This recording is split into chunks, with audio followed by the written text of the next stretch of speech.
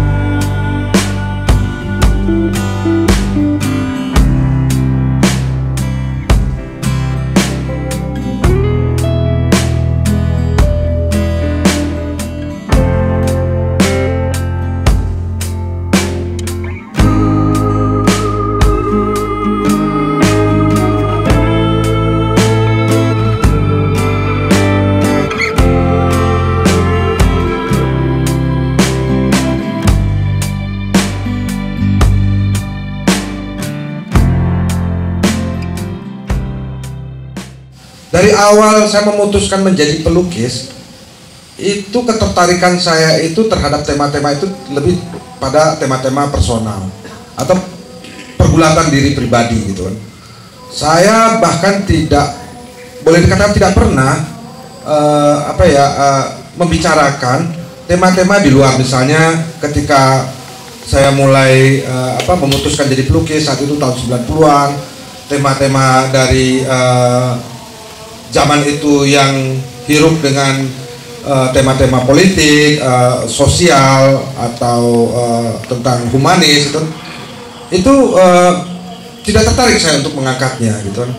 Bukan saya anti, tapi memang saya merasa ada jarak aja gitu. Pun setelah itu ada tema-tema kebaruan tentang isu-isu dunia saat ini, tentang teknologi atau apa. Pun saya juga tidak mengangkat itu dalam bentuk begini, maksudnya secara simboliknya atau visual-visualnya yang tampak. Tapi bukan lalu itu seolah-olah saya anti, dalam pengertian betul-betul anti. Saya lebih tertarik mengangkat efek yang ditimbulkan oleh situasi itu pada diri saya sendiri. Jadi misalnya efek tema-tema atau gerakan-gerakan sosial politik pada saya saat itu, apa sih yang saya rasakan. Lalu juga pada tema selanjutnya, efek dari kemajuan teknologi, apa yang saya rasakan. Saya lebih banyak menarik ke saya sendiri. Saya nggak tahu istilahnya apa untuk hal-hal demikian. Pun kalau seandainya ada komentar-komentar terhadap situasi di luar, itu pun saya balut dengan bentuk saya mengkomentari diri sendiri. Jadi istilahnya kalau dalam dunia komedi itu mentertawakan diri sendiri, karena menurut saya itu apa yang terjadi di luar itu sebenarnya adalah saya juga bagian dari itu. Jadi dari dulu itu saya tidak tertarik mengangkat objek-objek di luar itu sebagai ini, karena memang ada jarak, dan saya merasa rasanya agak aneh aja mengangkat sesuatu yang kita tidak terlalu akrab di situ itu. Nah, kenapa akhirnya saya banyak berkisah tentang tentang perasaan saya gitu. Contohnya tentang bagaimana kalau Heru menangkap di antara keriuhan itu ada feel keheningan, atau di antara keheningan itu nampak riuh. Nah, ya kalau boleh meminjam istilahnya Bapak Seni Rupa Indonesia Modern Sudiono, ya jiwa ketok itu ya mungkin itu gitu. Cuman saya tidak mau klaim juga bahwa apakah itu jiwa ketok apa enggak gitu. Tapi memang itulah yang selalu dan kata kuncinya sekali lagi, saya itu orang yang mungkin benturan pikirannya itu sangat kompleks gitu loh. Contohnya begini, tadi udah diterangkan Eru. Sebagai orang Minang, saya dibesarkan dengan kultur Minang yang saya sangat paham sekali bagaimana tentang adat, tata cara begini, etika atau konsep-konsep kebudayaan atau apa. Sementara pada kenyataannya saya hidup di Jawa yang juga punya kultur itu, dan ada kadang kultur itu berbenturan, dan di situ saya harus ulang-alik di situ. Nah, sesungguhnya dulu peristiwa itu buat saya merepotkan karena sering terjadi slip. Jadi ketika saya pulang ke Padang, saya diketawain sebagai orang Jawa. Tapi ketika di Jawa, saya dibilang, wah kasar sekali, oh dasar orang Padang. Nah, itu dulu agak mengacaukan saya, dan itu saya tumpahkan dalam kekaryaan saya gitu. Walaupun simbol-simbolnya mungkin bukan simbol-simbol yang tampak jelas itu, tapi keriuhannya itu saya tumpahkan di situ. Mungkin itu, Dayat. Terima kasih, Dan. Kurang lebih saya dan kita semua juga udah menangkap itu konsep dan gagasan Uda dalam berkarya. Namun menarik ketika aku tiap hari di sini, Dan, ada citra-citra yang sangat melekat sama Uda, walaupun aku dulu sempat nanyain ke Uda dan Uda merasa itu bukan karakter Uda, tapi Uda emang membubuhkan itu gitu. Yang pasti ada citra selotip, kaktus, ada batu, terus juga ada visual-visual yang sering muncul dalam karya-karya Uda. Mungkin aku menangkap bahwa itu tetap bagian dari keberlanjutan dari karya-karya Uda. Tetapi mungkin teman-teman yang ada di live Instagram dan juga ada di sini mungkin pengen tahu lebih seperti yang kita obrolin di mobil, bagaimana akhirnya muncullah burung kolibri, dan sebelumnya Uda juga telah mengeluarkan kaktus. Ternyata Uda Alfi itu cukup mendalami filsafat dari figur-figur atau mungkin bentuk atau objek yang beliau tampilkan dalam karya-karyanya. Mungkin bisa dielaborasi dah untuk khazanah keilmuan dan pengetahuan bagi kita semua. Silakan, Dan.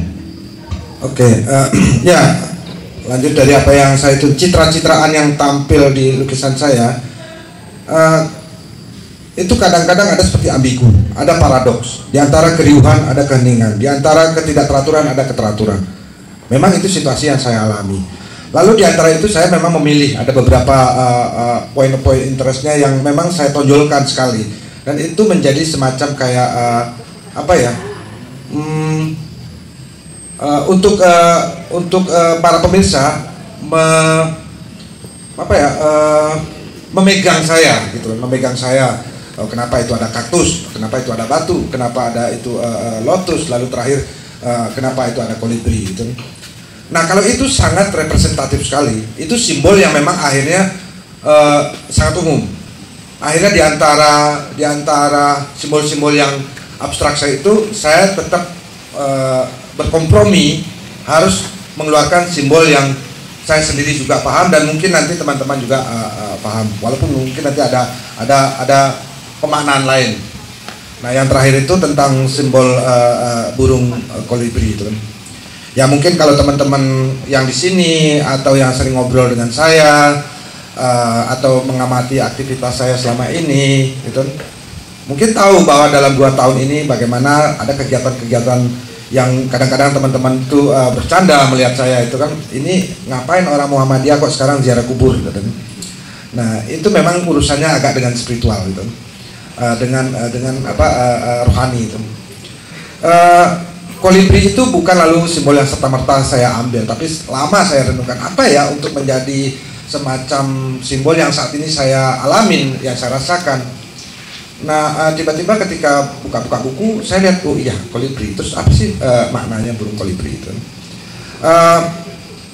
Ini ada saya ya, ini tangkapan saya bisa jadi salah gitu, tapi sekali lagi seniman boleh salah gitu.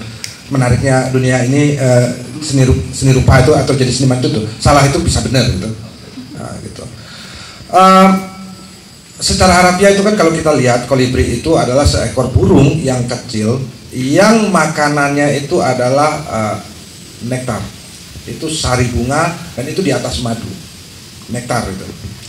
Tapi kita bayangkan bahwa burung itu untuk mendapatkan setetes nektar itu harus bergeraknya itu menghabiskan energi. Burung itu makannya itu sambil terbang, jadi dia menggerakkan itu bukan hanya puluhan kepak sayap untuk satu gerakan, tapi ratusan, dan itu tuh menghabiskan energi juga. Jadi bagaimana kita membayangkan dia meraih nektar lalu menggerakkan energi, sehingga burung itu tidak pernah menjadi burung yang besar. Burung kolibri itu hanya burung kecil. Lalu saya pelajari, oh burung ternyata nggak begitu, burung kolibri itu besar, tapi lama-lama karena dia mencari saripati makanan nektar itu, dan dengan gerakan itu menjadi kecil gitu. Dan dia bergerak terus untuk panasnya tetap stabil.